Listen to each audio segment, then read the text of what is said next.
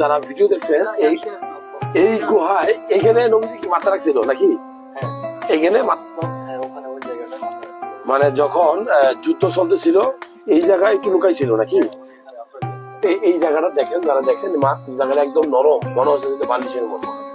এই যে একটা গুহা, এই গুহাতেই উনি লুকাইছিল। যারা ভিডিওটা দেখছেন, আমরা পাহাড়ে এটাকে বলা হয় গাড়ে উহুদ বলা হয়, অর্থাৎ আমরা উহুদ পাহাড়ে উঠতেছি, উঠার পথে এই জায়গাটায় নবীজি যুদ্ধের একটা পর্যায়ে লুকাইছিল, এখানে মাথাটা রাখছিল।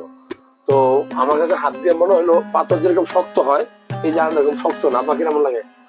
তো যারা প্রথমবারের মতো দেখলেন এই জায়গাটা দেখাও, একটু ভিতরে দেখা যায়, ক্যামেরাম্যান দেখা যায়, দেখো কি সুন্দর, মাশাআল্লাহ। তো এই পাহাড় কিন্তু সেই পাহাড় যেই পাহাড় বেহেশত যাইবো, কনফার্ম জান্নাত, ঠিক আছে?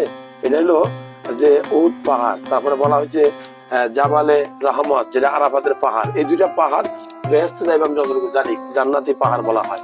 তো যারা দেখলেন প্রথমবার মতো তথ্য ভালো লাগলে শেয়ার করে অনেককে দেখার সুযোগ করে দিবেন। এই সৌভাগ্য সবার হয় না এখানে আসার।